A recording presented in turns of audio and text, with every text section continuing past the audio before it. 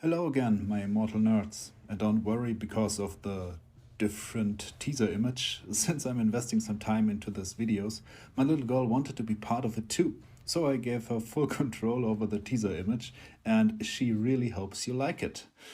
And to make it not a complete clickbait, I will share some more cat content at the end of this video. Promise.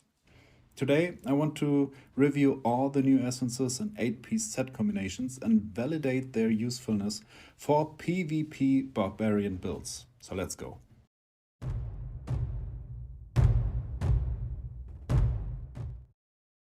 The Diablo Immortal developer thought those 6 items were a good idea for our favorite class. My first impression was that they wanted to open new build variations with this, so no real new this build solves all problems, more like different ways to boost your favorite playstyle. And some seems to be there to work in combination with the new Paragon trees. So let's look into the first essence. It is named Spartusk and is on the helmet slot. It modifies our demoralization into a pull, mid-range pull, dealing 20k damage approximately and delivering a 2-second stun, which is not that bad.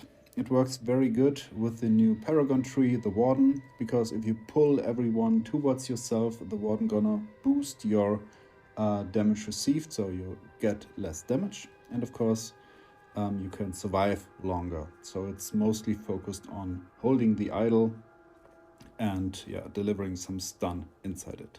As you will be in the center of the attention when you pull other players to you, Mountebanks could help you. This means building up another shield together with the additional shield you get from the Warden, helps you to survive.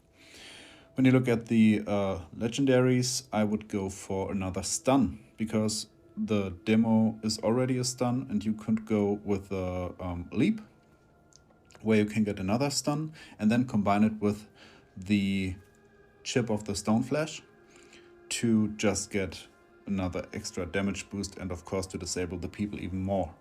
And this now combines very good with the Feast in Baron pack. When you have a 2-piece of that in place, you could enlarge your stuns or the negative effects on them and really can be annoying in the idle.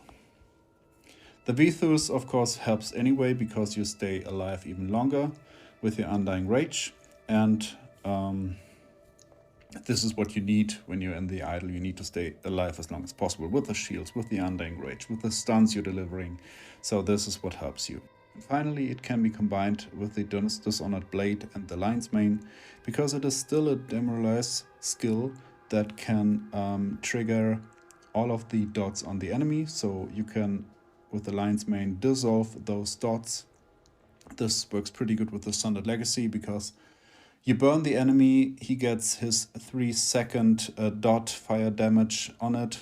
With the Lion's Mane you can resolve it and directly burn him again. So you pull the people to you, burn, dissolve, burn, and try to, of course, primary attack them. The Dishonored Blade helps you because it just makes your stun longer from the demo pull. So from 2 seconds it will go to 2.5, nearly 3 with your beneficial effect durations. If we look at this helmet now overall for PvP, I would rate him 2 out of 3 points because it is really useful. You can go with some stun builds.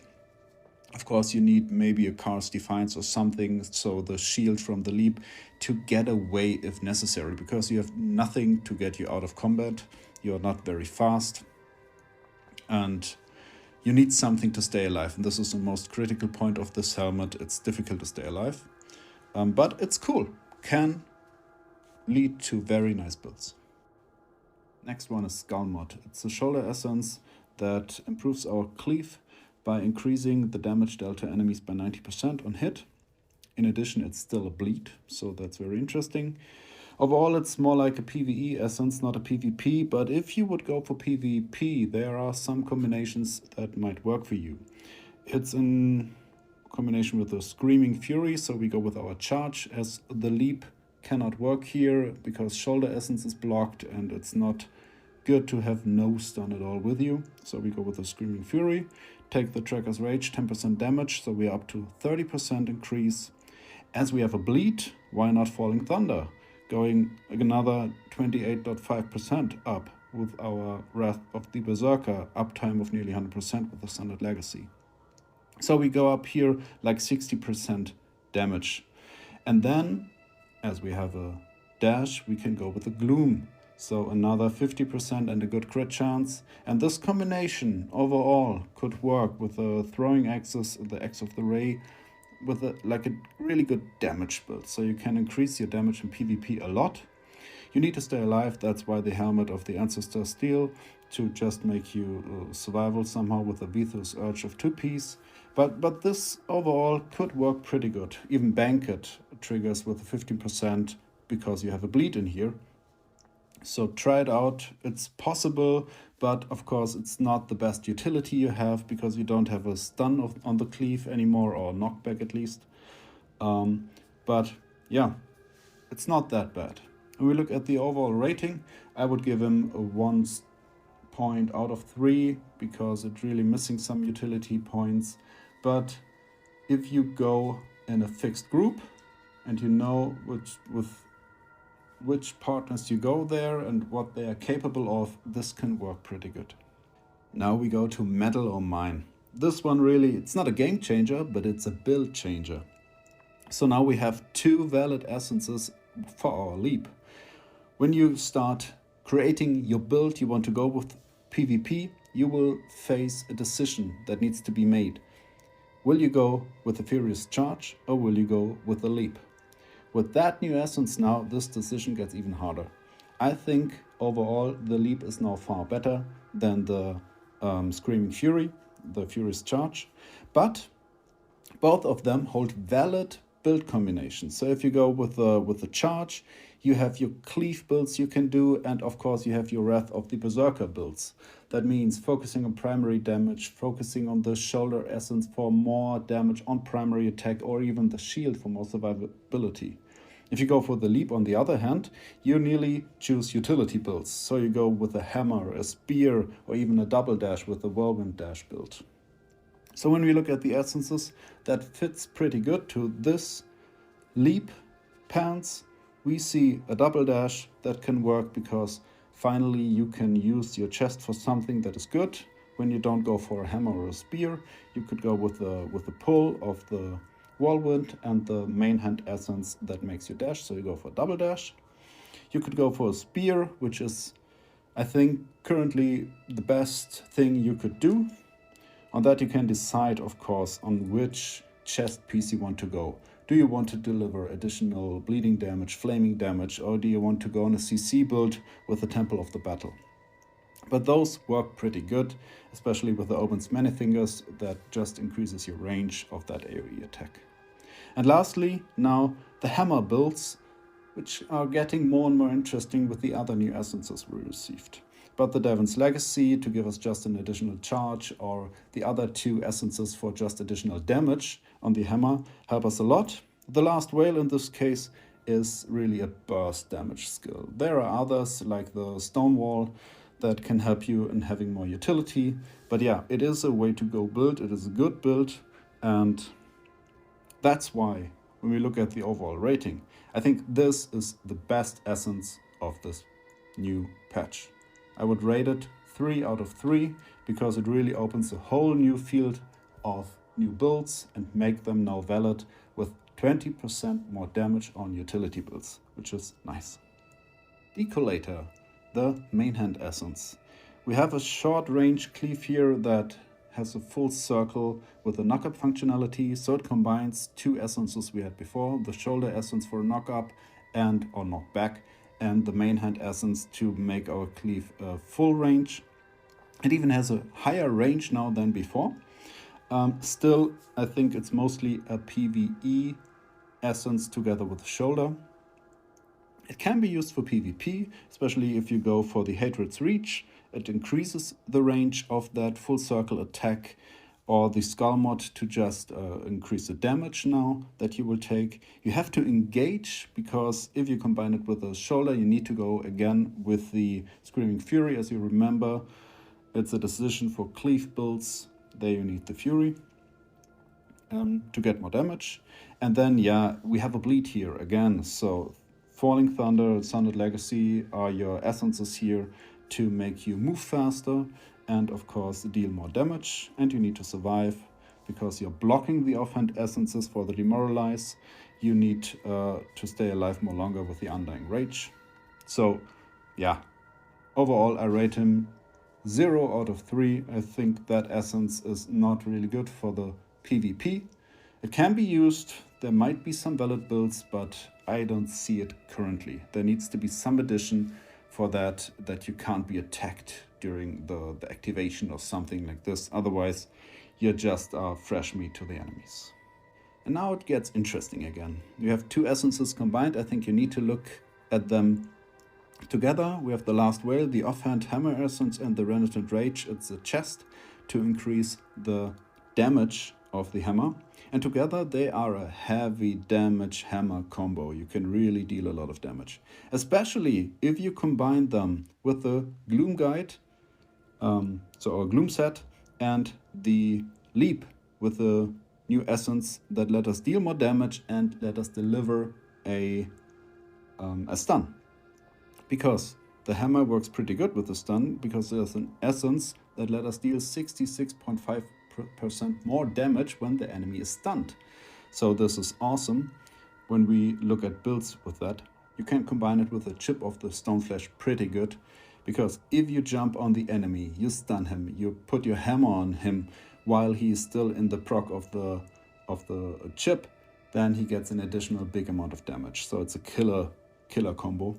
And what you need with this build is, because you're very slow, you need to be you need to get away from stuns and from all of the CCs. So you need the Heartless Terror and the Dishonored Blade to get you through the mess of all of the enemy's attacks to deliver your combo. So it's nice. You can do some critical damage with that build. I still rank it 2 out of 3, not 3 out of 3, because you need to hit it. You need to look that the enemy really is not under a shield or anything, and you need to crit in the end, otherwise this is useless. So it's difficult to play. So as a little shenanigan, and just to show you that the damage is real, I brought you a little demo here with all of the different essences for the hammer attached and some gem optimizations. And you will see now what crazy damage it can deliver. That's 970,000 damage, so nearly a 1 million damage hit you can do with these essences.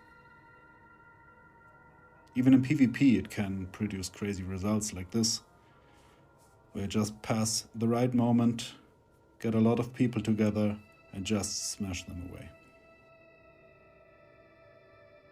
So much for the legendaries and the combinations.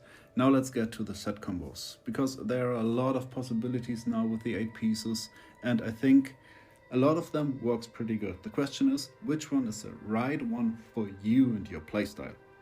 So let's start with the set combo for dashers. It's of course the Gloom 4-piece, Vithus 2-piece, and Banquet 2-piece.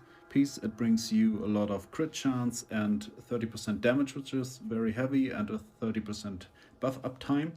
So this is mostly for the lower resonance players, because what you get is with that crit and that damage, you can finally get some things done. You can attack the backline and just win something. For the higher resonance, we need something else.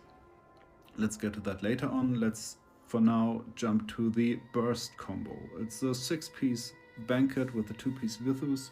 You will see the Vithus is needed for every build. It's just our way of surviving. Currently I don't see any build that is worth not taking the 2-piece Vithus to make our Undying Rage longer. So for the Banquet 6-piece, it's really an all-around combo. Everyone can play it. We have so much dot possibilities with the Viper, with the Wrath of the Berserker aura, with Cleave, Fire, whatever, so much stuff. So Banquet works pretty good. Next one is the Mountebanks. It's a tank combination where you take the 4-piece for the higher shield of the Mountebank, 2-piece Vithus again, and the Banquet. It is for higher resonance players because they can deal their damage anyway. So, of course, high resonance versus high resonance, there needs to be optimizations, but generally they need to get through the idle and the backline, and for that they have enough damage normally. They need to stay alive. That's the main point. So they can trigger the Mountebanks multiple times in one run, and this is very, very useful. So it helps you to stay alive and to be more tanky. The last one is our dot combo. We have the Angments here with the 4-piece, 2-piece Banquet, 2-piece Vithus again. It's nice to have the dots always available. That's what you can do with the Angments. It is like, the 4-piece is like a low budget Banquet. Less damage because you need to build it up with 3 hits, or more hits because every hit just has a what is it, 50 or 30% chance to attach the proc. But then if you have a build that has a lot of individual small attacks, like all of our primary builds where we have the Wrath of the Berserker shoulder that delivers additional damage, where we have our Fire Aura that delivers additional damage, so all of those little additional damages with the dots can build up the Angment. And then it gets pretty cool because you can really have a constant dot on the enemy. In general, I like the 6-piece Banquet more. The 6-piece Angments, I don't see it in any way working because the damage is too low. It triggers not often enough, and the benefit of it is just not as good as having 50% flat more damage with the Banquet, which is always on because of the Angment. So this works good together and gives good potential. Again, this is more for higher resonance players because you need a high potency to get it attached to enemies, to have it active long enough to actually deal damage. So higher resonance profit from that far more than the low resonance player. So sorry for the long post. Here's a potato battleground snippet to just enjoy. It shows that there are a lot of valid builds out there currently. Like in this case, going for the sprint with your Wrath of the Berserker, going with the ground stomp to annoy enemy rangers, and then just pulling them in with your demo pull that stuns the enemy and then of course dissolves any Wrath of the Berserker Fire Aura dots on them. So nice damage on enemy rangers.